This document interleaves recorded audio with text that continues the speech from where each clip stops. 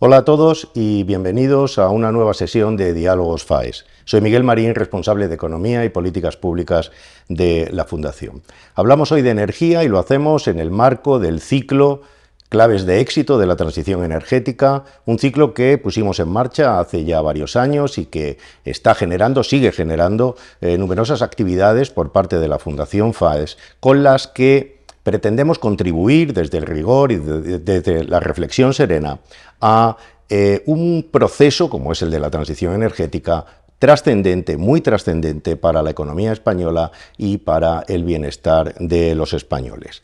En concreto, hoy vamos a abordar el asunto de las materias primas críticas, es decir, aquellos elementos que se encuentran en la naturaleza y que son esenciales para el proceso de transición energética por cuanto están en la base de la producción de electrolizadores, de placas fotovoltaicas, de aerogeneradores, de pilas de hidrógeno, etc.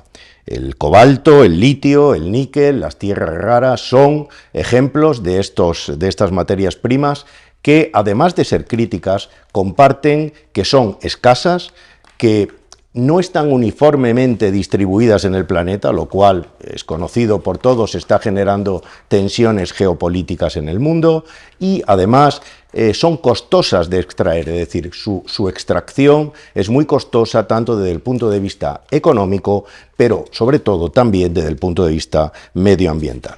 En definitiva, hablamos de un cuello de botella de la transición energética que debe y que de hecho está siendo abordado con urgencia por parte de las autoridades europeas en el marco del concepto de lo que se ha dado en llamar autonomía estratégica, que como es bien conocido tras la pandemia se ha convertido en un vector dominante de la toma de decisiones para el futuro de la Unión. Para tratar este asunto contamos con dos expertos de máximo nivel en energía, en materias primas críticas, como son Yolanda Moratilla y Pedro Antonio Merino. Muchas gracias por estar con nosotros y por haber respondido a nuestra convocatoria.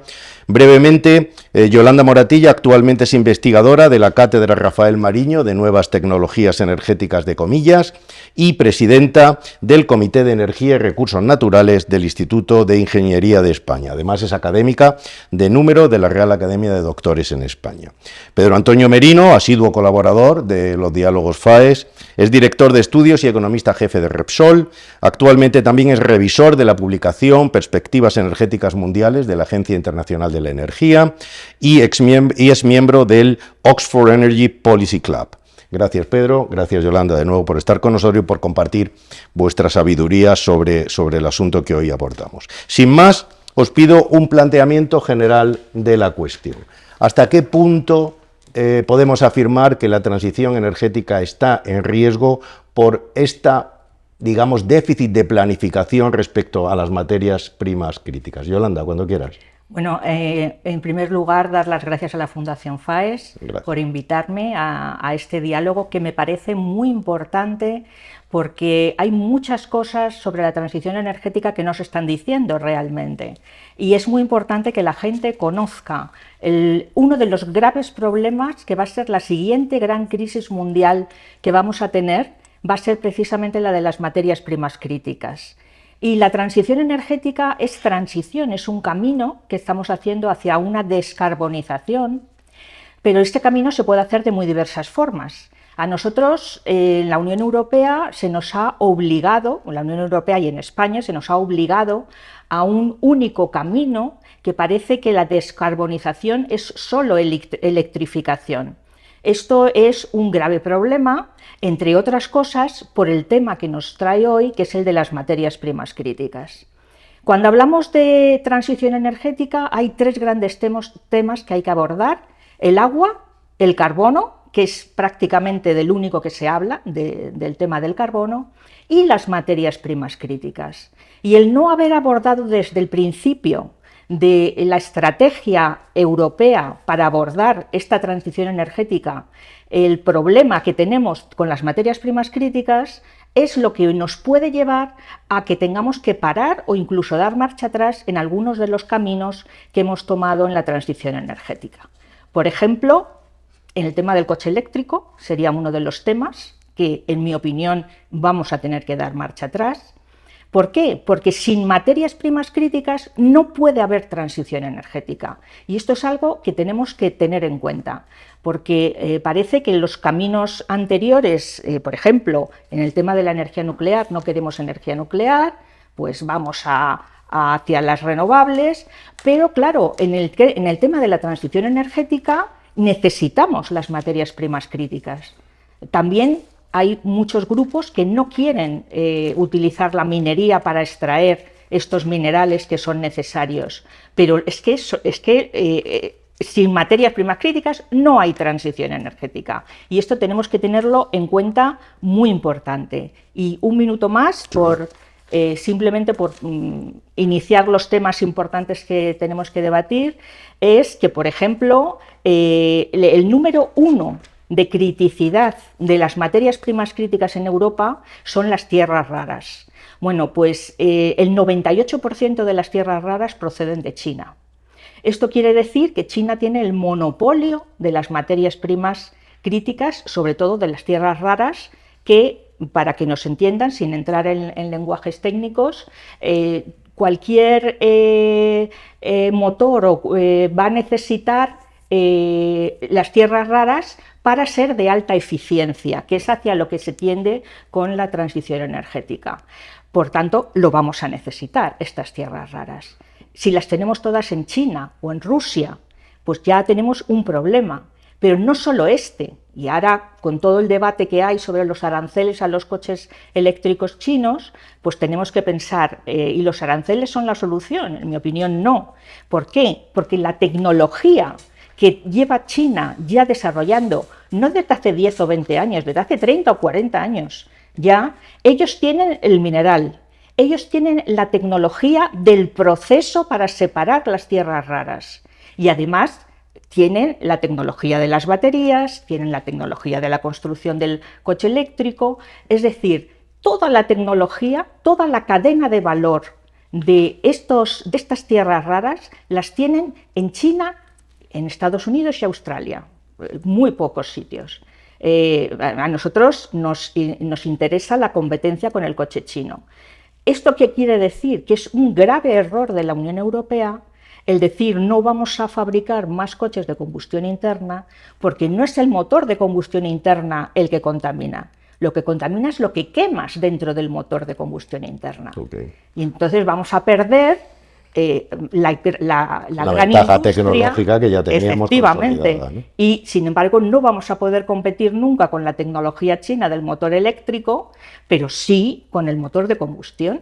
Entonces la solución tiene que ser diversa, no puede ser única. Vale, muchas gracias, Yolanda. Pedro, ¿estás de acuerdo? Sin materias primas críticas no hay transición energética. Bueno, las materias críticas, primero, dos conceptos. Uno, la transición, tal como está definida anteriormente, la palabra transición se utiliza por primera vez en Alemania para la transición desde la nuclear al resto de las energías. Luego se aplica dentro del protocolo de Kioto y finalmente en eso que se llama el Acuerdo de París, a la transición hacia una economía baja en carbono, que en París no se habla de net cero y ahora se habla de net cero. ¿Qué es lo que ocurre?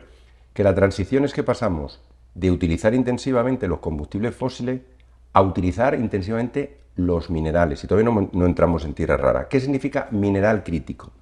Mineral crítico, lo mismo que el petróleo es crítico para todos, y tenemos la Agencia Internacional de la Energía, y el petróleo es, digamos, el barómetro de la geopolítica, pues minerales críticos son aquellos que son críticos para la seguridad nacional y para la infraestructura. Hoy en día, a lo mejor consideramos que el acero no es un mineral crítico, pero lo es. Es decir, China tiene una capacidad de producir acero, Estados Unidos tiene otra, pero el acero es crítico. Pero además la transición tiene una serie de minerales y luego lo que se llaman tierras raras, que en realidad no es que sean raras, sino que son, en inglés, escasas. Es decir, la cantidad de material que tú encuentras por tonelada, por decirlo simétrica, pues es, no sé, una décima parte o incluso 1 de cada 100, y aparecen en piedras que pueden ser de otros minerales. El tema es, ¿qué significa la transición a todo lo que llamamos las tecnologías, por decirlo así, renovables, y entender de qué estamos hablando? Primero, ¿Por qué había tierras críticas o, perdonadme, minerales raros? Pues tenía aquí solamente para que veáis. Antes de que empecemos con la transición, cada submarino de propulsión nuclear americano necesita 4.000 toneladas métricas de materiales de tierras raras para producirse. Estos que eran minerales críticos de tierras raras, fundamentalmente, hasta la transición, eran clave para los misiles, para los aviones, para los submarinos, para la industria de defensa. Y en estas tierras, como ha señalado antes, los chinos llevan invirtiendo muchísimo tiempo en una primera fase, básicamente por temas de defensa. La segunda fase es, todas estas tierras raras y todos estos minerales críticos son intensivos en energía. O dicho de otra manera, obtener una batería para que el coche funcione con electricidad significa que para generar la batería hay que consumir muchísima energía. Y esa energía no puede ser 100% renovable por una sencilla razón. Primero, porque no existe en camiones eléctricos para mover. Y segundo, porque el proceso es tan intensivo en energía que sería costosísimo. Entre otras cosas, porque la característica de las renovables son la intermitencia. Entonces, ¿de qué estamos hablando? Estamos hablando de minerales críticos, cuya demanda tiene que multiplicarse, por ejemplo, por 4, y hablamos, todo el mundo conoce el litio, o conoce el litio, o ha oído hablar del litio, o sabe que se va a multiplicar por litio, los problemas que hay con la minería del litio, que en España puede haber algo de litio. ¿Cuál es el problema de todo esto? Que tú dices, esta es mi lista de minerales críticos, Estados Unidos tiene una y la Unión Europea tiene otra. El problema es cuando uno se enfrenta a que en Estados Unidos ellos importan el 100% de estos materiales. De una lista de 50, 29 es el 100%. Y dos, a pesar de todas las reformas que han hecho, se han dado cuenta de que si esos minerales pueden existir en Estados Unidos, lo que no existe es la capacidad de refinarlos y procesarlos. Porque no solo es intensivo en energía, es intensivo y altamente contaminante. Por ejemplo, el ácido fluorhídrico, que es como el ácido clorhídrico, pero menos, es muy corrosivo, es básico en muchos de estos procesos y está prohibido. Nos estamos hablando aquí, estamos pensando quizá en lo que sustituye al vehículo, digamos, de combustión interna, pero pensemos en general, si tú tienes que electrificar todo, tú piensas, por ejemplo, en el polisilicio. El polisilicio es intensivo en energía, intensivo está presente en la placa fotovoltaica, ¿no? Intensivo, es el 90% de la producción de polisilicio que se utiliza en todas las placas fotovoltaicas del mundo, es chino. ¿Por qué los chinos fabrican más barato? Bueno, básicamente porque es intensivo en electricidad, que se hace con carbón, es intensivo en mano de obra y además es intensivo en contaminación. Es una mano de obra que normalmente tiene al final silicosis y además ha habido problemas, como sabéis, en las relaciones internacionales porque esto es una provincia de Estados Unidos, de China, donde están una población musulmana que son los uigures y donde ha habido muchísimos problemas. Entonces, la transición como tal es hacia dónde vamos para reducir las emisiones. En el momento actual no estamos reduciendo las emisiones tal y como dicen que lo deberíamos hacer y hay casos muy concretos para entenderlo. Si yo tengo una demanda creciente de baterías, automáticamente tengo una demanda creciente de níquel. El níquel, bueno, hoy hemos visto lo que pasó en Nueva Caledonia. El níquel, imagínate que en Indonesia se fabrica una cantidad de... Hay una minería muy fuerte del níquel. ¿Qué es lo primero que ocurre? Pues que hay que extraer más mineral. Eso genera, al mover las tierras, más CO2. Pero es que además el níquel, su proceso, por cada tonelada de níquel necesitamos 5 o 6 toneladas de carbón. Y es que Indonesia tiene carbón. Por lo tanto, no va a quemar algo caro teniendo carbón o incluso gas natural, pues carbón y gas natural para el níquel. Ante el hecho de que China estaba importando níquel y procesando, pues dijeron, vamos a crear valor añadido. Y en Indonesia pues se genera níquel. ¿Y qué ha ocurrido en el año 2022? Del aumento de emisiones de CO2 en los países emergentes, el 50% es Indonesia y está básicamente relacionado con el incremento de producción de níquel y su refinado. ¿Quiere decir esto que nosotros podemos, digamos, prescindir de la transición como tal, de los minerales? No, lo que quiere decir es que el proceso, primero, tiene que ser una transición y dos, tiene que tener sentido en las políticas que diseñemos. Dicho de otra manera, si tú ves que tienes que multiplicar por 10 el níquel que necesitas para las baterías, no tiene sentido que digas, en la transición todavía puedo invertir en la eficiencia del motor de combustión y luego hablaremos si queréis. Y además hay elementos que me van en general, el mayor pozo de eficiencia, como decían antes los americanos, es Detroit, con el tema de la mejora en los motores. Pero pensar, por ejemplo, en todo lo que es ahora mismo las necesidades de materiales que uno percibe que son tierras raras, no lo entiende: acero, aluminio, cristal, plata. Pensar que son 20 veces los requerimientos por megavatio de una planta offshore de generación eólica respecto a los mismos megavatios en una planta de gas donde, aunque haya que pagar, se puede llegar a capturar las emisiones de carbono. Entonces, todo el tema de decir que la transición es, hoy estamos aquí, pero a partir de mañana la transición es que ya no se utilizan nada los combustibles fósiles ni se mejora esta eficiencia y pasamos a una versión que es mentira, que es todo es limpio. Ya, perdone, no es todo limpio. Un coche, cuando entra y es un coche eléctrico, trae aproximadamente ya entre 7 y 3 toneladas según de CO2 incorporadas por encima del coche que nos emite. O sea, pasamos de depender de los combustibles fósiles a tener una dependencia de materiales críticos que, por otro lado, tampoco son limpios de extraer, ¿no? Y hay dos temas muy importantes con lo que ha dicho Pedro, que es precisamente, uno, el tema del coche eléctrico, la movilidad sostenible que se está intentando vender con la anulación del coche de combustión interna, es que no todo el mundo va a tener coche. Es decir, la movilidad sostenible es que tendrán coche los que puedan tener coche, pero no hay la idea, y eso ya lo he visto en algunos artículos, no es la idea la transición energética ir hacia el coche eléctrico, porque el coche eléctrico es muy bueno, no, la idea es a ir a menos coches. Esa es la idea real. Y esto, en mi opinión, es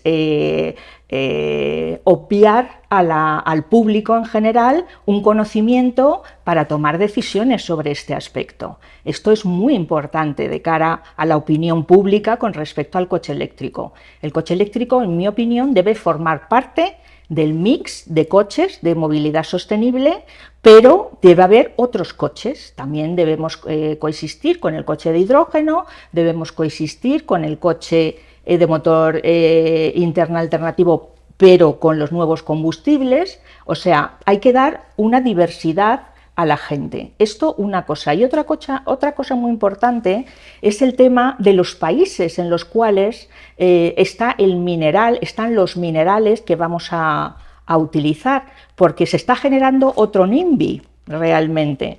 Y es que yo quiero mis tablets, yo quiero mi teléfono móvil, yo quiero todo lo que utiliza las materias primas críticas, pero no quiero extraer las materias primas críticas, no quiero la minería en mi territorio. Y hay que pensar que la minería, aunque ha avanzado mucho y tecnológicamente es mucho más avanzada que la que teníamos en el siglo XIX, pero la minería contamina, realmente, claro, tiene unas emisiones de CO2.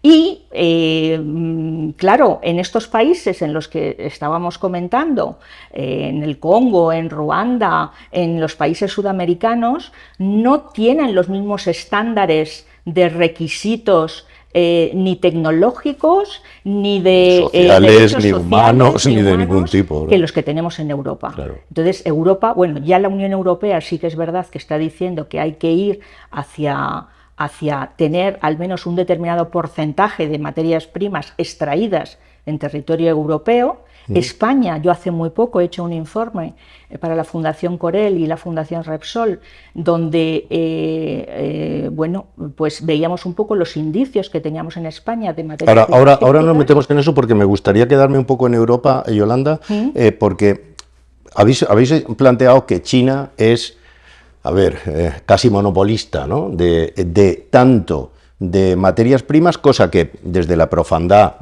no soy técnico en la materia, no sé si es porque han hecho más prospecciones y nosotros no las tenemos hechas todavía, o es que geológicamente han tenido esa suerte. Eso lo dejo para que me lo contestéis. Las dos cosas. Luego habéis dicho que además es tremendamente avanzado en el... bueno, porque claro, una vez que extraes el mineral hay que hacerlo que sea útil para el proceso, es decir, hay que separarlo, por así decirlo, y esa tecnología también la tiene China. Y luego, bueno, pues tienen una serie de ventajas desde el punto de vista de la mano de obra y demás, que también los hace que toda la cadena de valor sea, en toda la cadena de valor China y en parte Rusia también sean superiores. ¿Qué puede hacer Europa para contrarrestar eso? Hasta donde sabemos está en marcha una directiva de materias primas críticas. ¿Qué podemos esperar o qué deberíamos esperar de Europa para contrarrestar esas superioridades que tiene China con respecto a Europa? Pedro, y ahora te dejo. Primero, es un tema de dotación. Cuando estudias materias críticas en vez de minerales críticos, pues Europa no tiene petróleo y lo importa. Europa tenía carbón, no mucho, pero lo tiene y no se utiliza. Tiene gas en Holanda y no se utiliza. Y tienes que el mayor productor de energía es Estados Unidos, porque lo tiene. Tiene gas, tiene petróleo, tiene carbón. En el caso de China, y esto es lo que hay que entender, la transición para nosotros es un tema, ¿cómo se dice?, casi religioso, en el sentido de que nos preocupamos y estamos intentando físicamente qué coche me compro, no me compro este, qué tal, lo tenemos interiorizado. Pero en China lo que se interioriza es el tema estratégico. ¿Por qué China hace todo esto? Porque China tiene muchísimo carbón, no tiene prácticamente gas, tiene mucho de materiales raros y China tiene identificado hace muchos años cuáles son sus debilidades estratégicas. Sus debilidades estratégicas son la alimentación, tiene que importar todos los precios internacionales de los productos agrícolas, que también están en la transición, como otro día veremos, son chinos, consumen el 50% de la carne de cerdo y tienen que importar. España está muy preocupada, pero pensar que los 1.500 millones de euros de ingresos de la balanza de pagos española por exportaciones de cerdo a China no supone ni el 1,3% de las importaciones de carne de China. O sea que te puede meter esto y tú estás preocupado. ¿Dónde iba en la estrategia? Mirad, la estrategia de China es ¿cuál es mi mayor dependencia? Y la gente tiene que entender que en la geoestrategia el petróleo siempre ha sido relevante, pero ahora lo es mucho más, porque la gran dependencia de China es el petróleo. Entonces, todo lo que vosotros veis en China es transformar carbón en electricidad, porque si no tiene que ir por petróleo. China es el mayor importador de petróleo. China es el país que ha intentado que ese petróleo venga de países amigos y no puede, pero lo tiene de Arabia Saudí. ¿Cómo se reduce la dependencia del petróleo chino? Básicamente sustituyendo motores de combustión interna por motores eléctricos. Los primeros motores eléctricos en China se pusieron para evitar temas de contaminación y eran baterías muy malas. Lo siguiente es el 50% de las empresas de la cadena de producción china de todos estos productos tiene o bien subvenciones, o bien son empresas, casi un 40% están en pérdidas, o tiene dos tipos de subvenciones. La primera subvención es, te quito los impuestos a ti comprador, te doy una subvención a ti comprador, y lo más importante, la recarga eléctrica es la más barata del mundo en China, porque también está subvencionada. Claro, uno cuando se enfrenta a estos temas de la transición tiene que decir, ¿y la geopolítica importa? Muchísimo. China ha amenazado con invadir Taiwán y en su estrategia está reducir la dependencia del petróleo. Pero en la de los americanos, ¿qué está? Proteger todos los estrechos. Y cuando uno va a proteger todos los estrechos, pues el de Malaca, etcétera, etcétera, ¿qué es lo que dicen los americanos? La gran dependencia de China es el petróleo. Una de las cosas que tendríamos que hacer es esto. La respuesta de China es, en el largo plazo, yo quiero ser autónomo, tengo dependencia de minerales, me los ha asegurado a 20 años. Por ejemplo, el cobalto no está en China, pero tienen 20 años de cobalto del Congo. En África, en todos estos sitios, los proceso aquí y tengo algo que me hace muy independiente, es que tengo mucho carbón. Si no entendemos ese proceso, tampoco entendemos el de los americanos. Los americanos se han dado cuenta que no pueden competir con ellos. Entonces, que han dicho, vale, os voy a poner aranceles. Puedes poner aranceles, han subido muchísimo los aranceles, pero en realidad, ahora mismo, la dependencia de Estados Unidos, por ejemplo, de paneles solares, es tan alta que tuvo que hacer un waiver y decir, oiga, que vengan los materiales de China. Hoy, lo más gordo para unir la movilidad con la generación eléctrica que necesitamos para el resto de temas, la industria, lo que quieras, son las baterías. Las baterías son intensivas en algo que no es un mineral, que es el grafito. Bueno, es un mineral, es un carbón tratado. un combustible. Pero el tema del grafito es que los mismos americanos, eso puede ver en el US Geological Survey o en papeles de defensa en el Congreso americano, han dicho, yo le pongo arancel a todo, pero dice, el grafito no puedo saber de dónde viene. Pues es muy fácil. El 98% del grafito esférico y refinado, que es el que se utiliza, proviene de China. Entonces, porque pierdas el track record del 2% que ha ido por un sitio y por otro. ¿Qué significa eso? Significa que estamos reconociendo que China ha hecho una apuesta y que tiene unas ventajas competitivas que si nosotros vamos hacia la transición que queremos hacer, dependemos de China y geopolíticamente eso no puede ser aceptable. Entonces, esto de los europeos, de que hacemos un papelote y decimos el 15% de las materias, bueno, pues por el 15% tú vas a tener toda la industria europea desaparece y son coches chinos. Es que en el tema de la industria, por retomar un poco lo que estabas diciendo tú, el tema de la transición energética nos está dejando realmente a la industria europea y la española muy mal, porque la ventaja tecnológica que, por ejemplo, tenemos con el tema nuclear, de la energía nuclear, bueno, aquí en España, que quieren cerrar todas las centrales, se va a perder, ¿no? El conocimiento, las empresas asociadas. Oye, vamos a ser punteros mundial en efectivamente, a finales del año siglo XX. Y además una tecnología que, bueno, esto sería para otro debate, pero una tecnología que es limpia en cuanto a carbono, que no emite carbono, y no solamente eso, no emite carbono, no tiene un excesivo consumo de agua, que es la otra parte, y la tercera parte de las materias primas críticas es de todas las tecnologías energéticas, es la que menos materias primas críticas requiere. Por tanto, es una tecnología estupenda. Bueno, pues nos estamos cargando la industria nuclear y nos estamos cargando la industria del coche de combustión interna. Entonces, Europa, ¿a qué aspiramos? Porque con poner impuestos, con poner aranceles, no es la solución. Entonces, yo creo que de nuevo, tanto en la generación eléctrica, tendríamos que ir hacia un mix diversificado.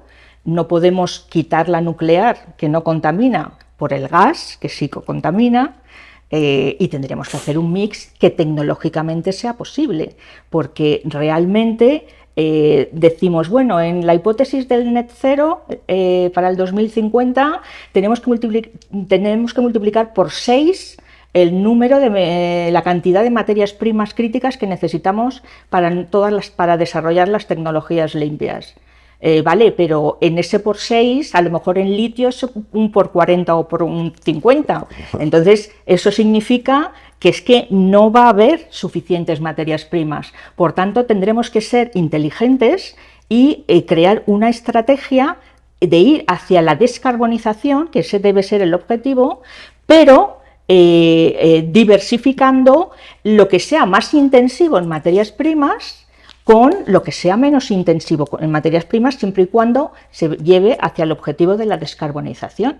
Por tanto, ahora mismo yo en España veo clarísimamente que no se deberían cerrar las nucleares y como política europea, que yo espero que así se haga con el nuevo Parlamento Europeo, que se vaya marcha atrás con lo del 2035 y el coche de combustión interna. Coche de combustión interna.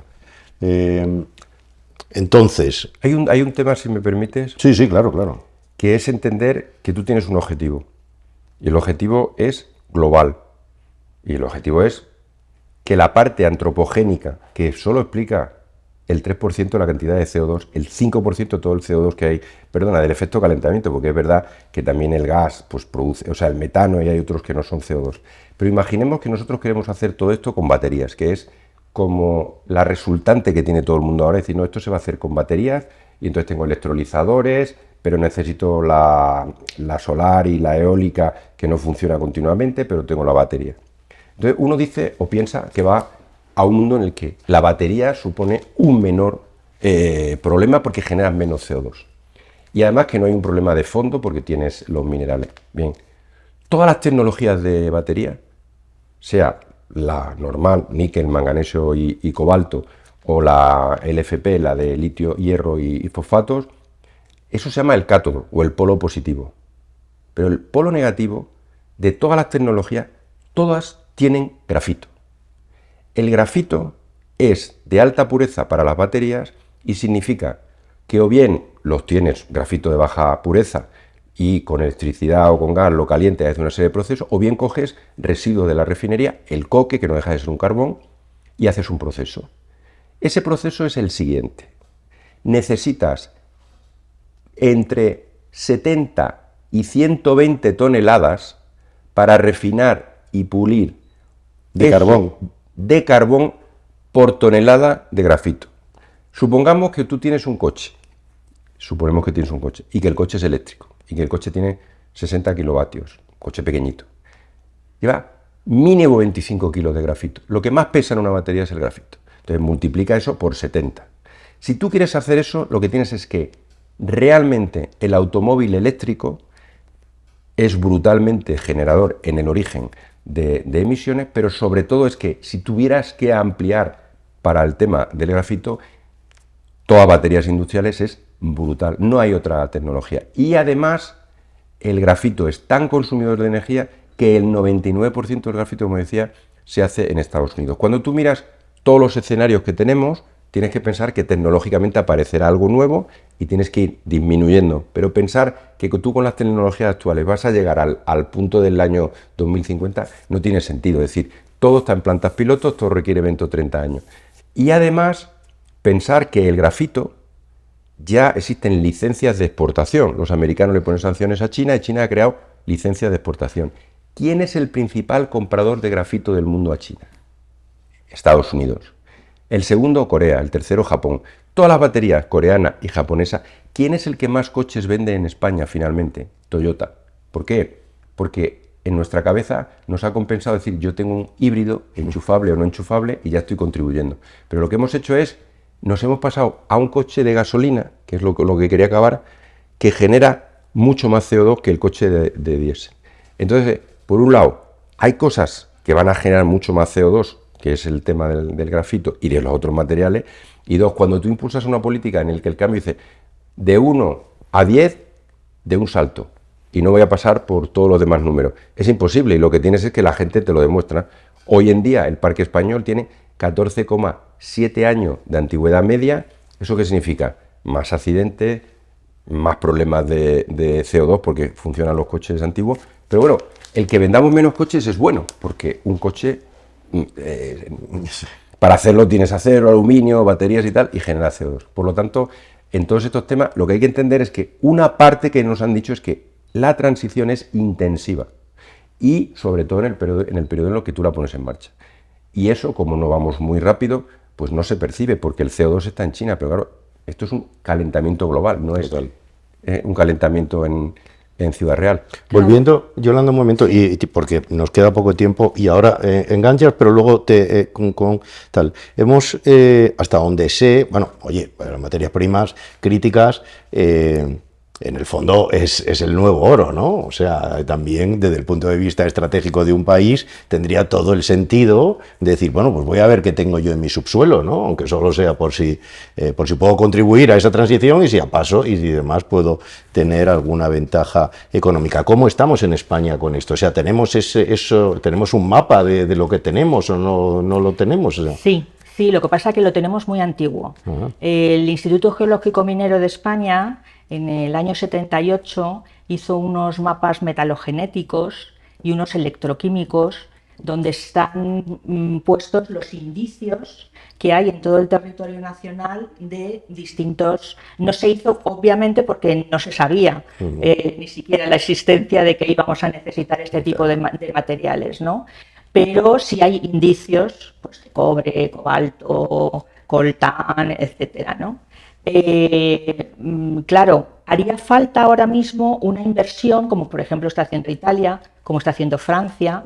Hoy leía que está invirtiendo de inicio 1.000 millones de euros para para hacer inversiones precisamente para ver este tipo de indicios. Y España debería también hacer inversiones en investigación, que no es explotación, porque la gente está muy en contra de que hagan cualquier pozo en su territorio, pero una cosa es la exploración que hay que hacer para ver qué es lo que hay, que a lo mejor son calicatas de 1 metro por 1 metro, y la explotación luego ya de la mina o de lo que sea, si hay indicios suficientes, ¿no?